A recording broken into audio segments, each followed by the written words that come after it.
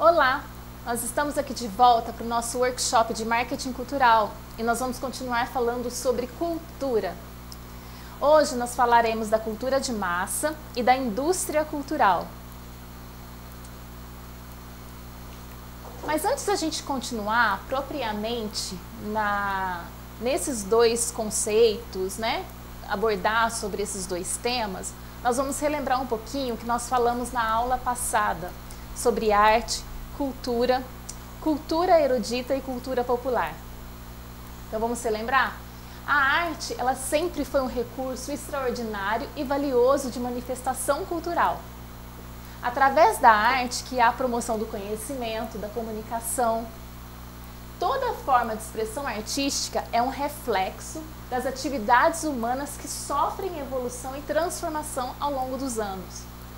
Do latim ars, que significa habilidade, a arte ela pode ser manifestada por várias técnicas, como a pintura, o desenho, a dança, a literatura, o teatro, a escultura, a arquitetura.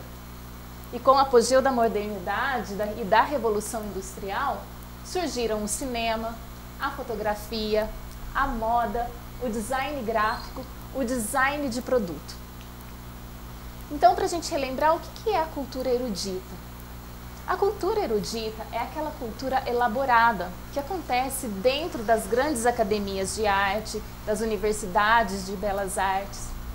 Ele requer estudos específicos, técnicas específicas, que geralmente levam muitos anos para você aprender. Está dentro das academias, como eu disse, é um público seleto. Por quê? Porque geralmente requer um alto investimento financeiro para sua formação e está presente nas bibliotecas, nos museus, nos teatros, nos livros. A cultura popular, ela já nasce no cotidiano de uma sociedade e não demanda aquele estudo acadêmico que a cultura erudita demanda.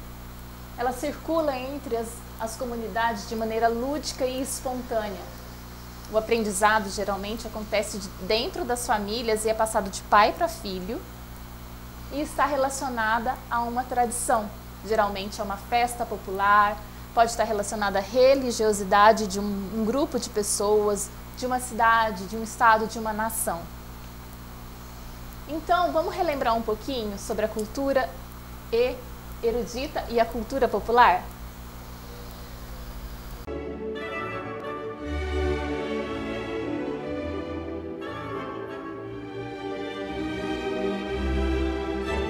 Como nós vimos na aula passada, eu trouxe esse exemplo de balé do Nutcracker.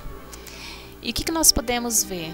Essa produção artística dentro da cultura erudita, ela requer um alto investimento financeiro, requer anos de estudo, tem que estudar arte, tem que estudar dança, técnicas corporais, ritmo, música.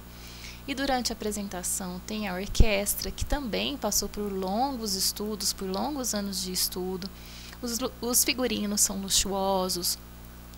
Há equipamentos de luz sofisticados.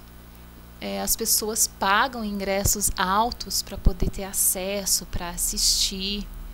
Isso é tudo muito diferente da cultura popular, que nós vamos também relembrar aqui um pouquinho, com o terno de Congo. Vamos dar uma olhada?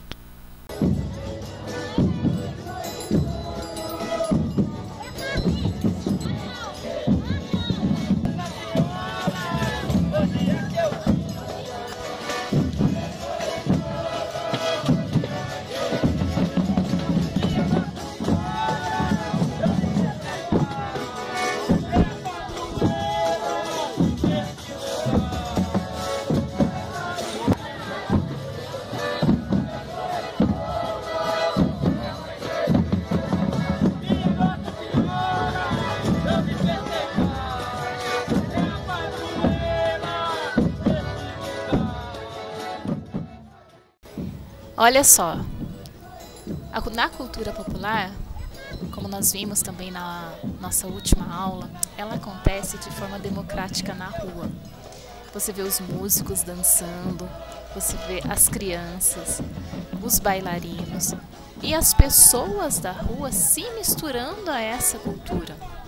É uma característica forte da cultura popular que acontece de maneira tradicional, não requer um alto investimento financeiro, não requer estudos em grandes universidades, acontece de maneira espontânea, lúdica, as pessoas se misturam de forma democrática. Você pode observar também esse menininho que está tocando aí o seu instrumento, com certeza ele é filho ou sobrinho de algum dos outros dançarinos. É uma tradição que é passada de pai para filho e tem toda essa característica popular, democrática e acontece na rua.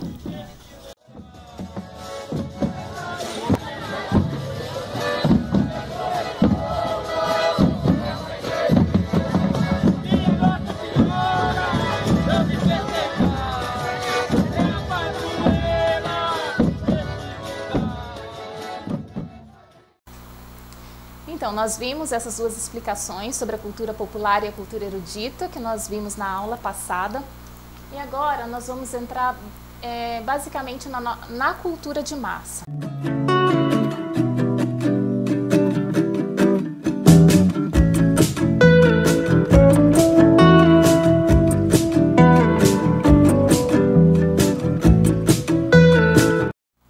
O que seria essa cultura de massa?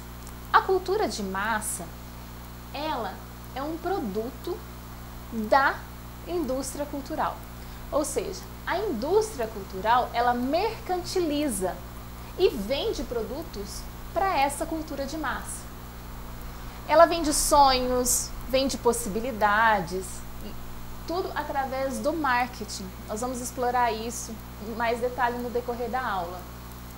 E você vai ver que ambos os consumidores, tanto o consumidor de cultura popular quanto o consumidor de cultura erudita, também consome a cultura de massa.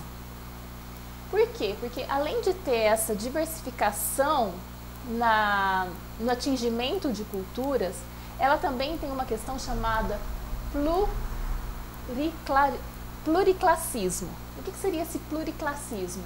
É que todas as classes sociais também consomem a cultura de massa, né?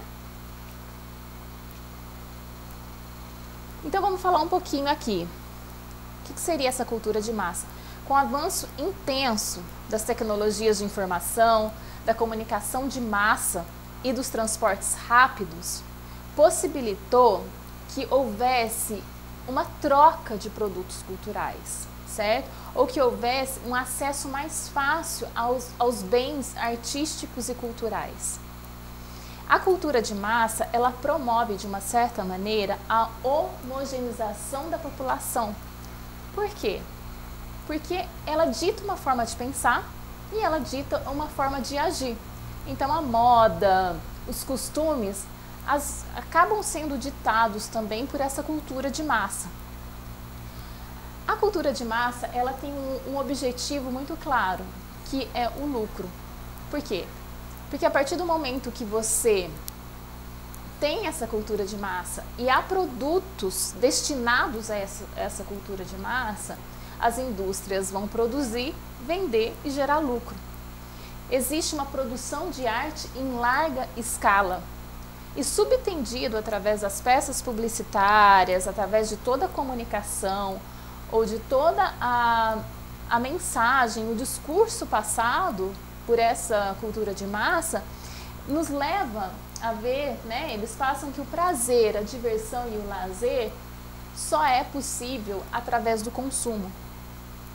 Então, os produtos que são ofertados por essa cultura de massa não leva a uma reflexão dos indivíduos, mas sim promove uma alienação, e é o que nós vamos ver também.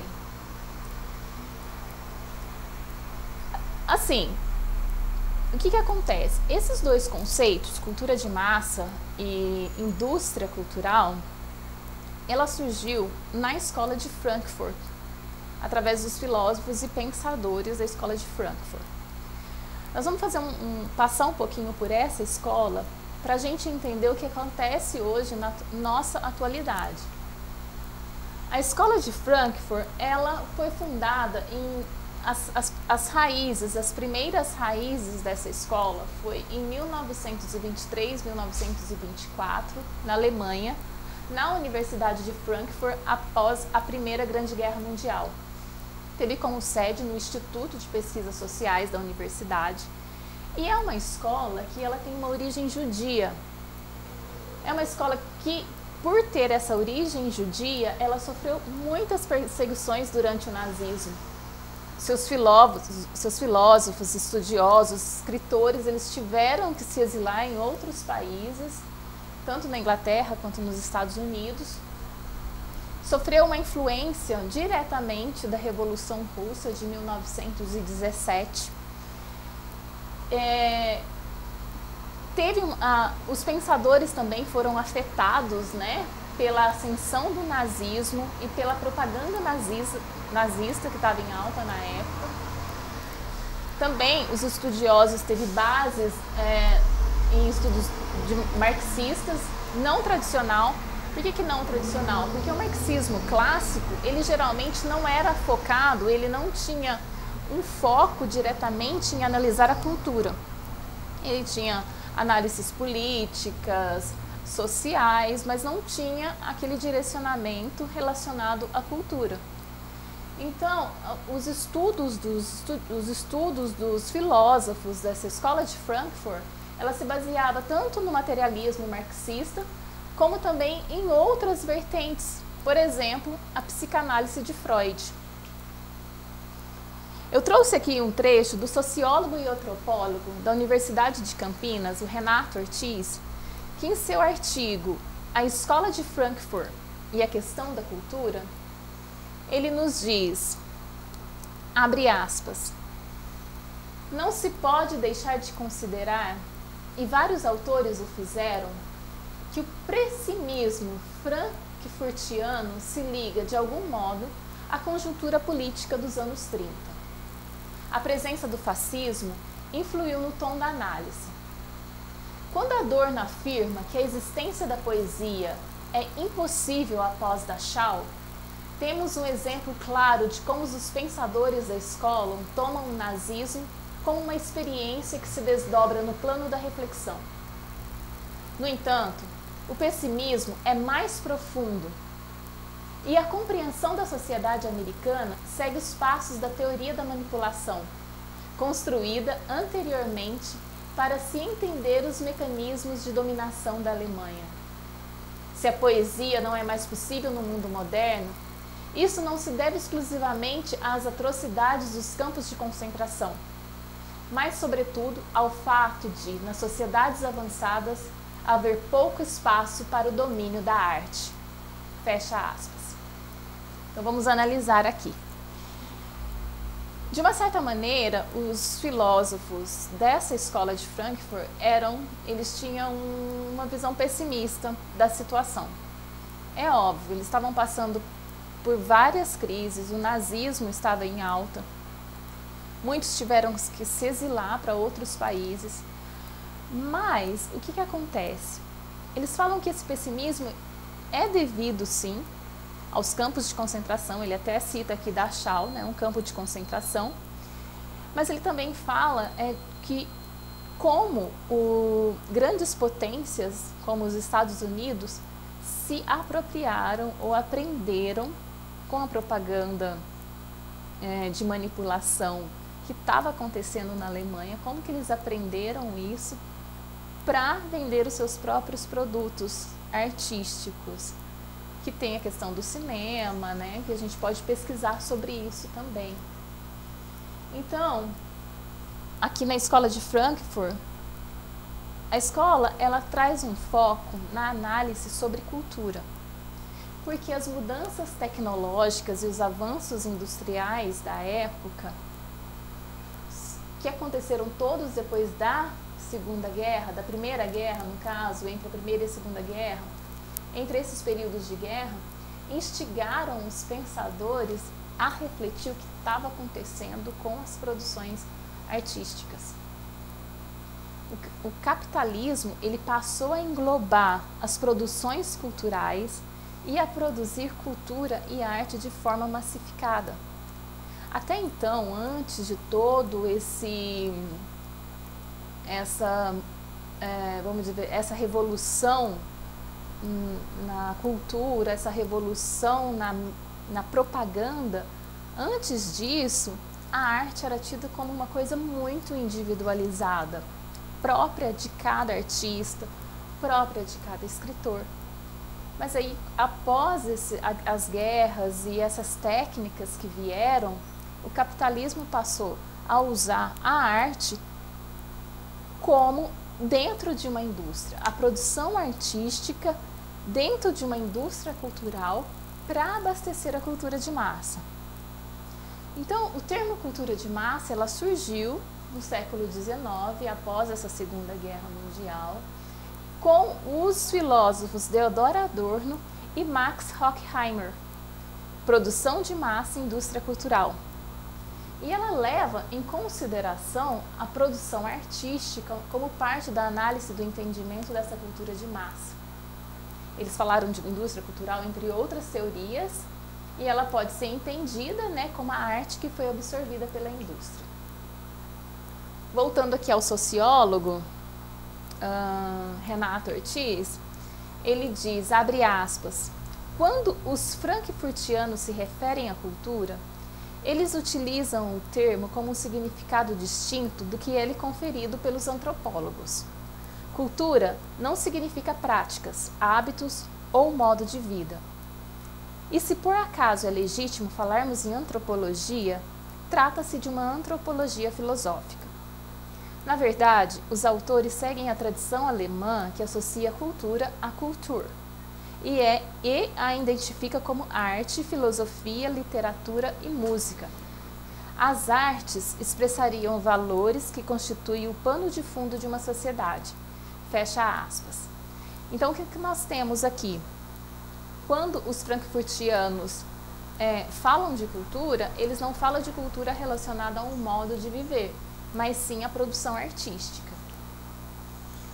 Então, aqui nós temos os Max Horkheimer e o Theodor Adorno, que foram os dois criadores do conceito de indústria cultural e cultura de massa. O Max Horkheimer, ele nasceu em 14 de fevereiro de 1895 na Alemanha. Ele era filho de um rico comerciante de tecidos, sofreu influência dos pensadores Karl Marx, Max Weber, Nietzsche e Freud. Em 1925, ele estudou filosofia com Hans Cornelius. Ele funda o Instituto de Pesquisas Sociais da Escola de Frankfurt e em 1931 torna-se o diretor do instituto. E devido à perseguição nazista, ele se exila nos Estados Unidos em 1934. Em 1949, ele retorna à Alemanha e assume a reitoria da Universidade de Frankfurt.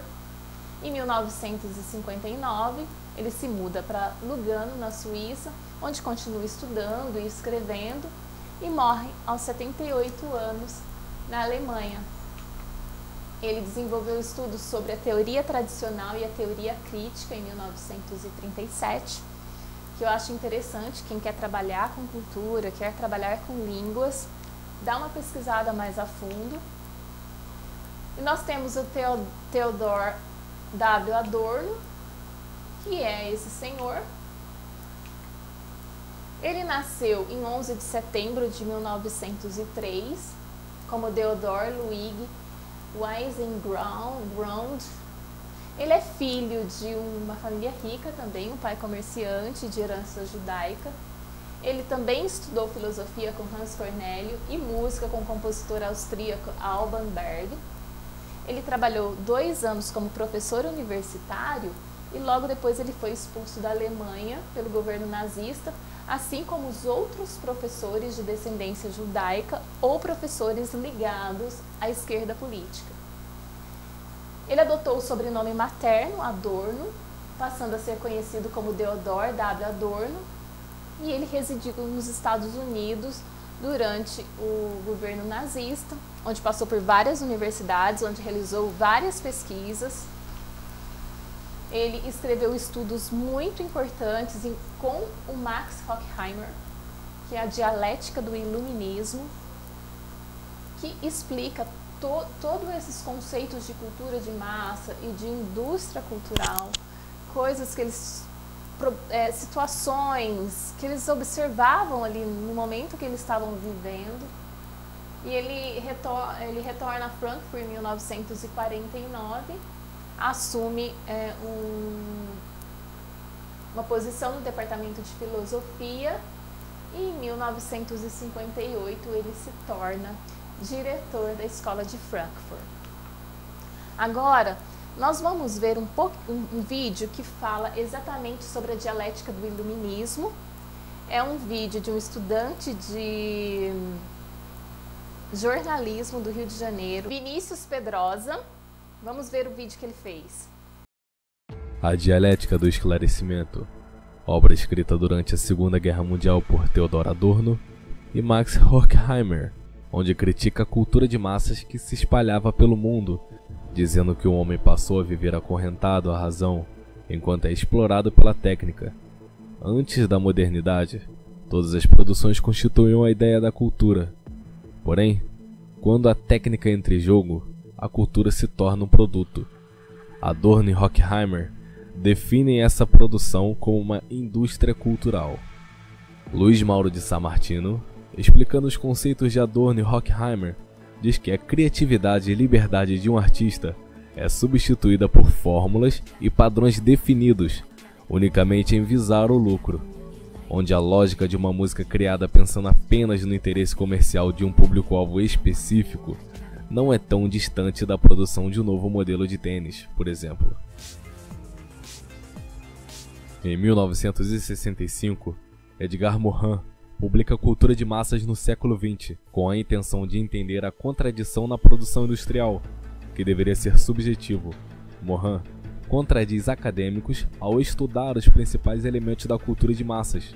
Para ele, a cultura é o meio que a sociedade utiliza para se comunicar entre si.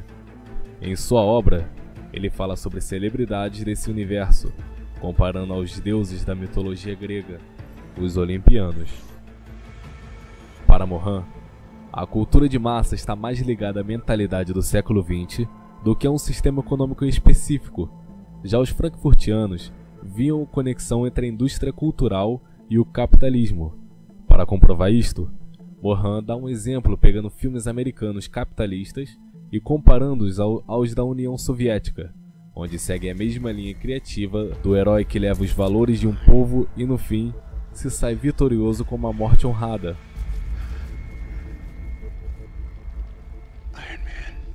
Nessa analogia, celebridades que são pessoas normais passam a ser tratadas como deuses. Alguns, em certo ponto, chegam até a ganhar altares e estatuetas. Incredible. E para a indústria, é importante manter esse status, pois assim ela continua ditando a moda e o pensamento.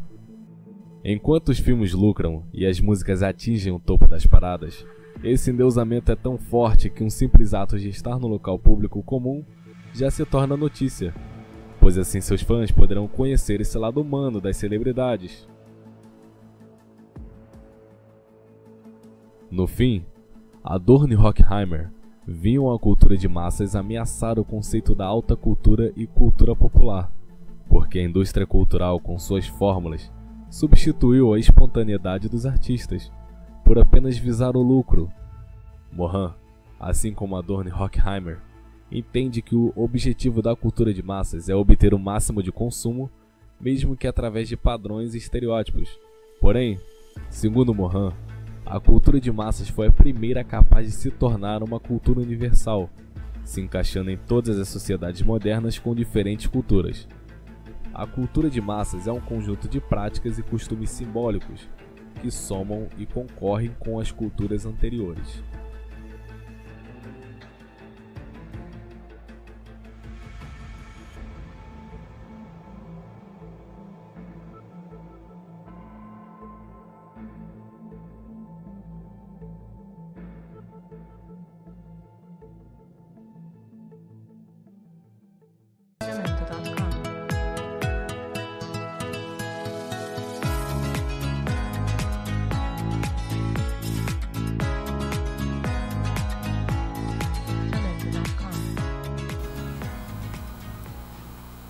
Muito legal o vídeo, né? Acho que vale muito a pena também procurar saber sobre a obra e ler mais sobre a dialética do iluminismo. Agora a gente vai falar um pouquinho da Revolução Industrial, que aconteceu na metade do século XVIII. O que foi basicamente o que aconteceu na Revolução Industrial, entre várias mudanças? A forma de trabalho, ela saiu da forma artesã para manufatura. Então aqui a gente tem uma foto, né, que retrata, uma ilustração que retrata os 3 artesãos trabalhando numa sapataria. E aqui nós temos também a foto do filme de Charlie Chaplin, Tempos Modernos, que são 3 pessoas, 3 homens trabalhando numa indústria.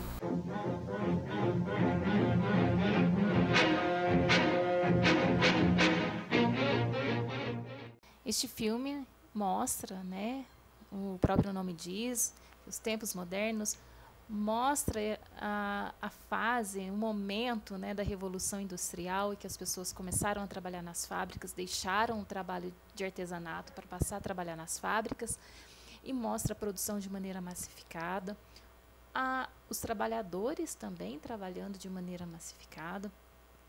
E a crítica, né, que o Adorno e o Horkheimer faz sobre a indústria cultural é que isso foi aplicado à arte, né, através de algumas técnicas que eles observaram também, técnicas como a razão instrumental, como a massificação, a produção social do gosto. E quando a gente fala de cultura, isso não pode ser bem assim, né? Porque a cultura, ela é diversa. Se você vai em vários diferentes lugares do Brasil, a cultura é diversificada e a gente não pode tratar a cultura como uma coisa única e massificada.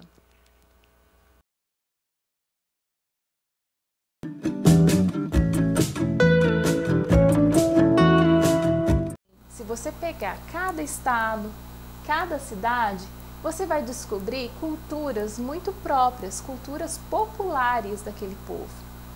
Mas se você quer vender um produto que vai ser produzido de forma massificada para um máximo de pessoas possíveis, então você reduz de uma maneira muito simplória, muito simples, entendeu? E faz um estereótipo daquilo, coloca todas as pessoas, todas as diversidades dentro de um balaio só, faz um produto e vende. Então, gerou uma produção social do gosto. O que seria a produção social do gosto? A produção social do gosto, na verdade, não é, a gente fica pensando, será que nós compramos o que nós gostamos? Eu vou na loja e compro aquilo que eu gosto de maneira subjetiva e individual? Para a indústria cultural isso não acontece. Para a indústria cultural, o seu gosto, na verdade, ele foi plantado em você de maneira intencional através da mídia de massa, através das propagandas, através dos discursos. Então eles lançaram uma moda, a partir do momento que lançam aquela moda, você passa a gostar daquilo. Nisso, com o gosto plantado e os produtos desenvolvidos, o que acontece com a massa comunista? Vira uma massificação social e dá uma alta geração de lucros, porque aí você produz na indústria uma alta quantidade de produtos e você vende para a massa, para a população massificada, vamos dizer assim.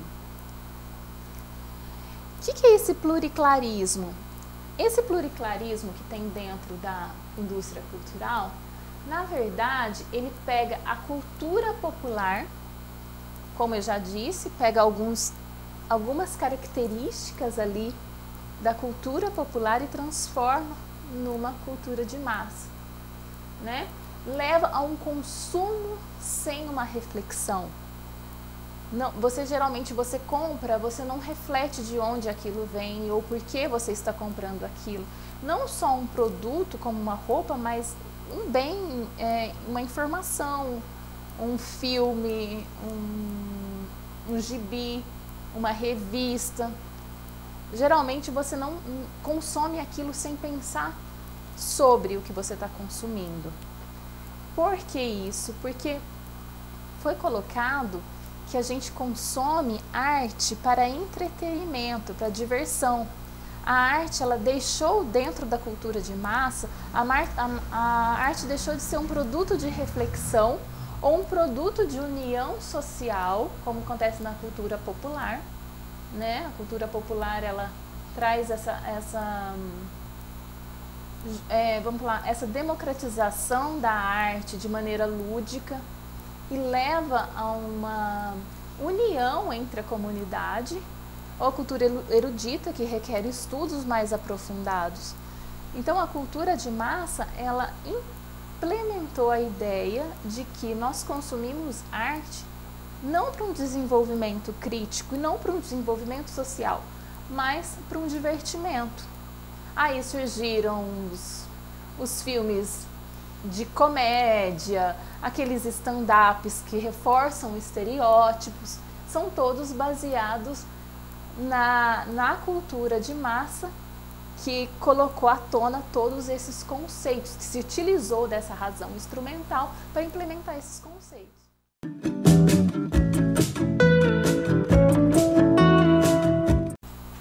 Então, voltando aqui no sociólogo e antropólogo da Universidade de Campinas, o Renato Ortiz, ele diz sobre o conceito de ideologia, abre aspas, os frankfurtianos partem da hipótese que a consciência não é mais livre na sociedade industrial, uma vez que a realidade tecnológica envolveu a todos. Fecha aspas. Outro trecho de Renato Ortiz, abre aspas, o discurso estético aparece como um esforço para transcender a realidade social. Por isso, ele é eminentemente revolucionário e se contrapõe, independente de seu conteúdo, a relações concretas de dominação. A arte em si, ela sempre aparece como um meio estético de transcender a realidade, de levar uma reflexão. Mas, no entanto, a indústria cultural leva essa cultura de massa a arte não como uma reflexão, mas só como um divertimento. Então, vamos dar um caso aqui de simplismo e estereótipos.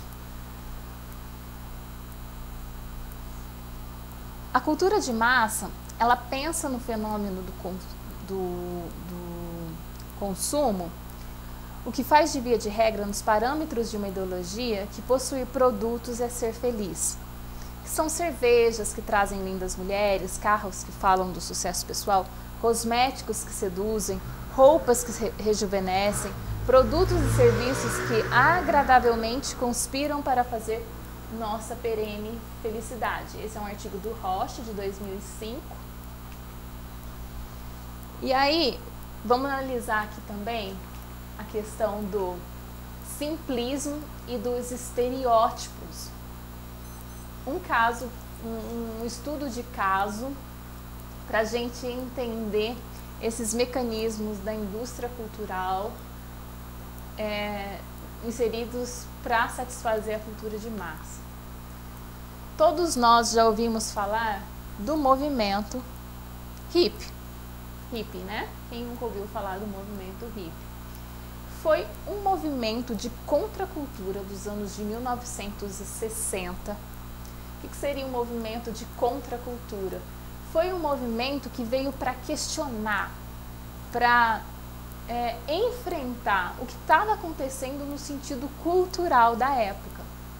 Apesar de em 1970 esse movimento já ter diminuído nos Estados Unidos, ele teve uma grande ascensão no Brasil em 1970 com o tropicalismo. E o que eles pregavam, né? Paz e amor, que é em inglês Peace and Love.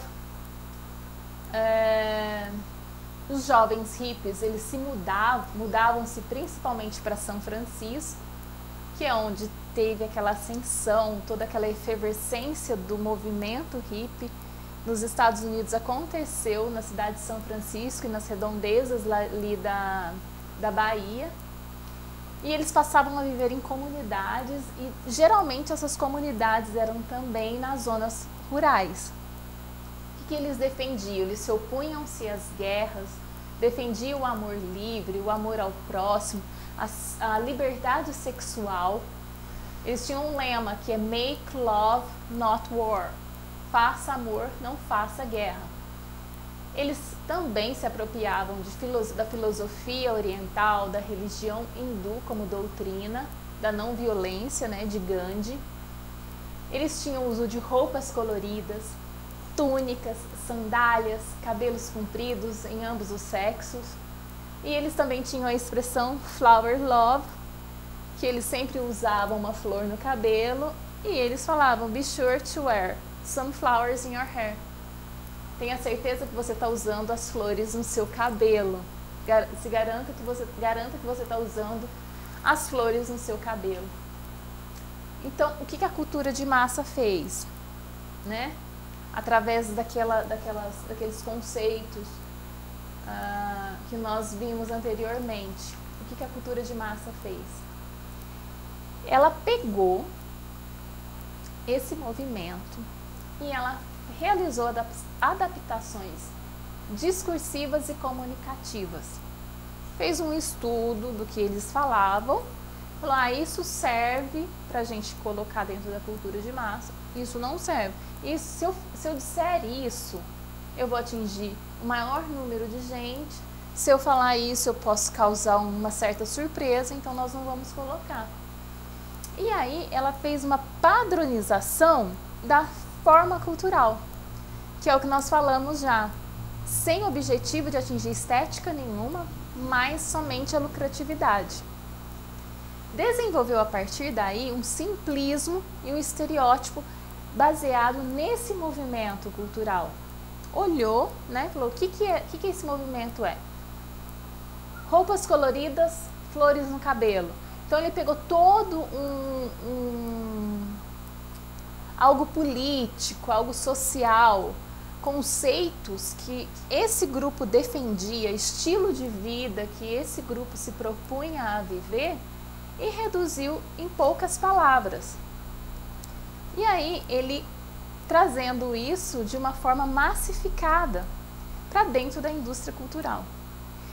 Daí eles geraram também a produção do gosto através das propagandas, dos discursos, da comunicação, plantou dentro da cultura de massa, dentro da população, que isso seria algo legal de se consumir, realizou a produção e vendeu.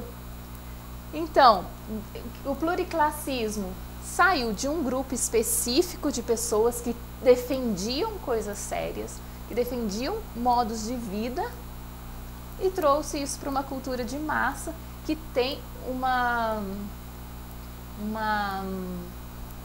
visão muito superficial do que aquele grupo realmente fazia. Eu lembro que quando eu era adolescente, eles falavam, Sabrina, você é hippie, porque eu gostava de vestido colorido, mas eu estava realmente muito longe de ser hippie. Eu morava com os meus pais, eu não morava em comunidades, eu não tinha consciência nenhuma do qual que era o posicionamento político daquele grupo. Então você reduz geralmente conceitos mais enraizados para alguma coisa muito rasa, quando você traz isso para a cultura de massa. E então a indústria cultural, né, baseada nisso tudo, o que ela desenvolveu? Ela desenvolveu marcas luxuosas que trazem o estereótipo da mulher que é hippie, né? Vamos ver alguns vídeos? Não, antes da gente ver o vídeo, deixa eu falar um pouquinho da televisão. O que eles fizeram, né?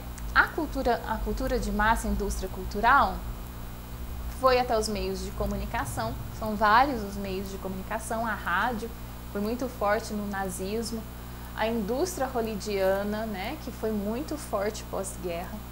Mas eu vou falar um pouquinho só da televisão. O que é a televisão? Ela é definida como um complexo entretenimento a informação e o consumo. Ela passa tanto informação quanto a possibilidade de consumo, que é a publicidade. Ela atinge tanto os consumidores de cultura erudita quanto os consumidores de cultura popular. Porém, o intuito da mídia é vender mais produtos e não implementar os valores culturais. Então, vamos pensar no caso dos hippies. Quando você vai ver algo, uma propaganda, alguma coisa que é baseado no movimento hippie, geralmente está destinado a vender um produto, vender o vestido colorido, e não realmente esclarecer o que foi aquele movimento nos anos de 1960 e 1970. Então, a gente não passa geralmente uma visão clara do valor econômico. E o que é exibido geralmente traz um retorno financeiro muito rápido. Por quê? Porque a televisão está em todos os lares brasileiros. Ela é capaz de atingir um número altíssimo de pessoas. Então, a cultura de massa assiste televisão. E aí, como nós dizemos, são poucos os programas que têm esse comprometimento em levar uma informação, a levar um valor cultural, a falar da cultura popular, a falar da cultura erudita. Geralmente elas trazem realmente o intuito de vender mesmo, da promoção de produtos. É interessante que muitas poucas televisões também promovem a produção regional. Por que não é interessante promover a produção regional? Porque geralmente se fala de algum lugar muito específico, você vai atingir um público muito específico. A ideia é trazer essa massificação mesmo, para que você consiga atingir o maior número de pessoas e vender seus produtos. Agora sim nós vamos ver a publicidade e a propaganda que foi baseada nos conceitos hippies.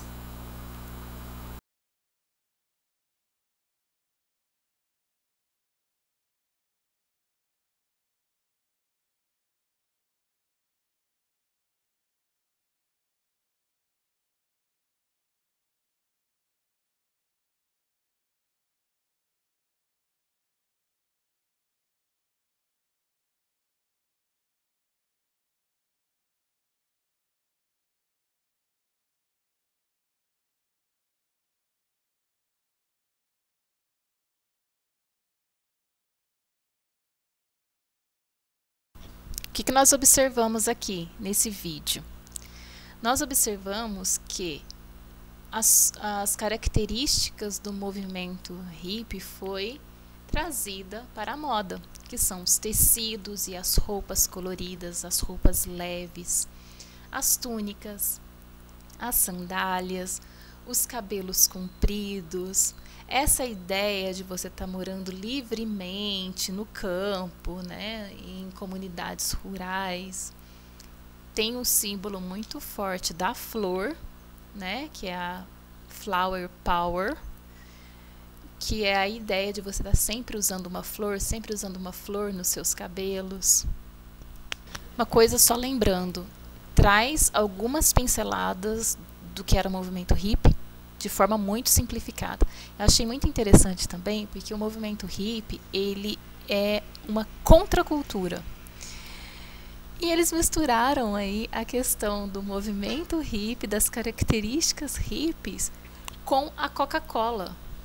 A Coca-Cola é um dos maiores símbolos que a gente tem de consumismo, né, do capitalismo.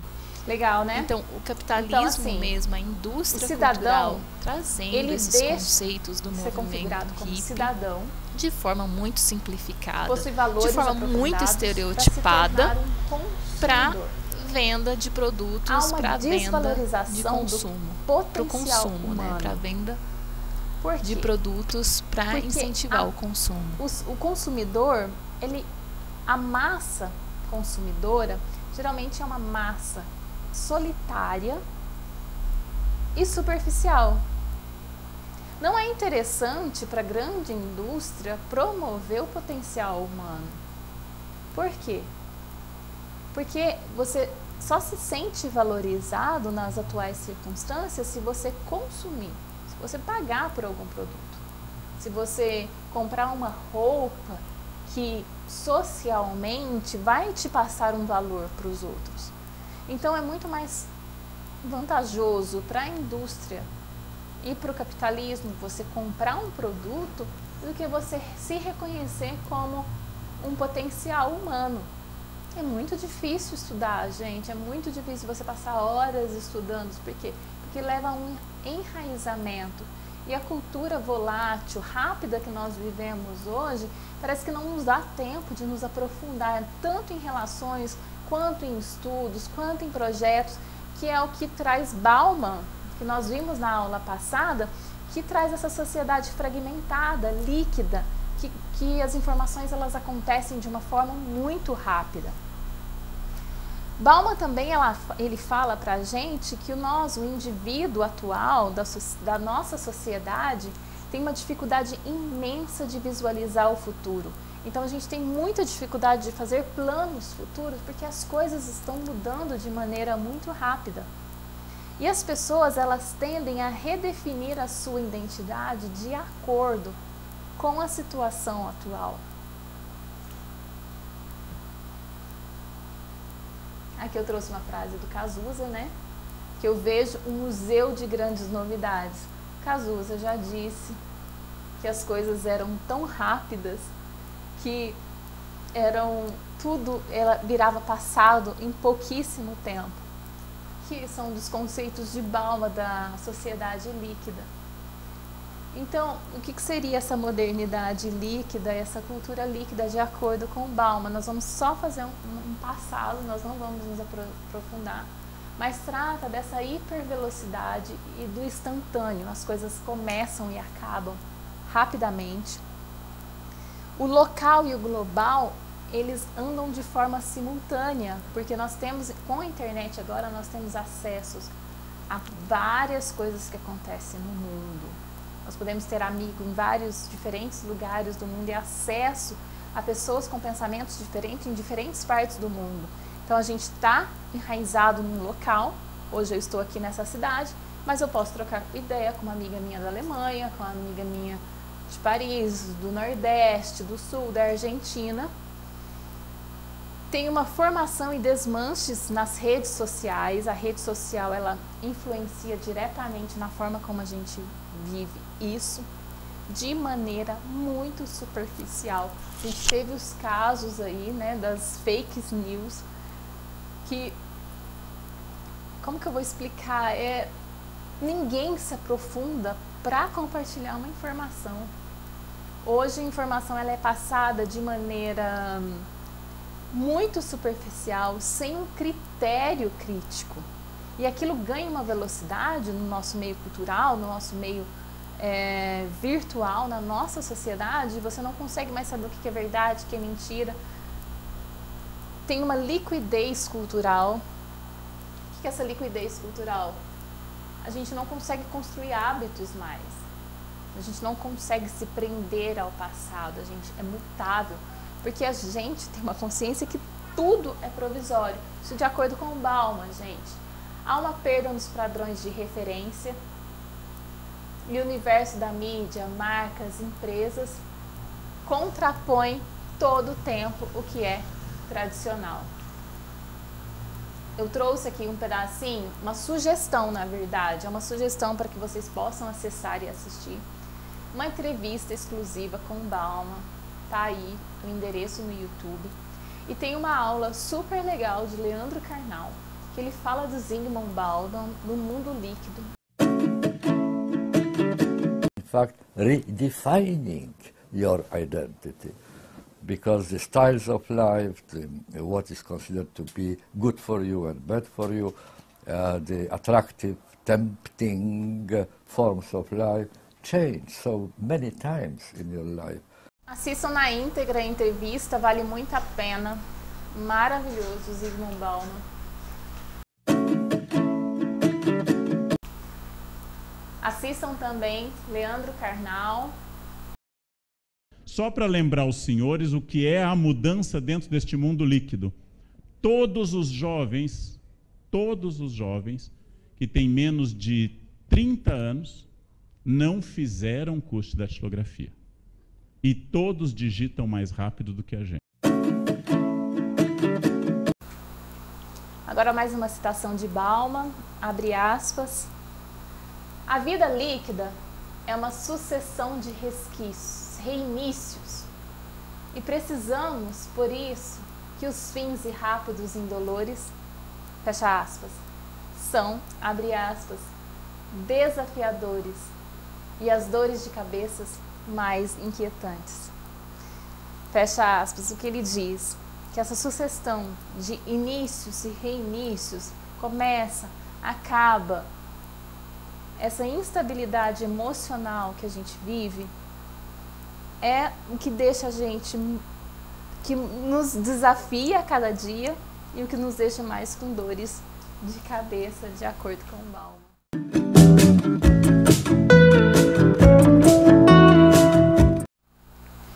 Gente, nós estamos finalizando a aula e eu queria falar para vocês as fotos que vocês viram durante os slides. Foi da viagem que eu fiz a Bogotá, na Colômbia, e lá tem muita arte de rua, tem muito grafite, muitos murais, artistas maravilhosos. Foi uma viagem incrível, gostei demais e aí eu resolvi ilustrar com esses murais que está aí na cidade de Bogotá. Aqui estão nossas referências bibliográficas. E a próxima aula, o que nós vamos falar na próxima aula? Nós vamos trazer um pouquinho de Chomsky. Ele é um linguista, sociólogo, pensador. Ele traz algumas questões da cultura de massa e da comunicação. Vamos falar um pouquinho do pensamento de Hannah Arendt, que também ela faz algumas análises interessantes sobre a cultura de massa. E nós vamos falar dos conceitos de globalização, e para embasar nossa aula, nós vamos falar de maravilhoso Milton Santos. Então ficamos por aqui, até a próxima.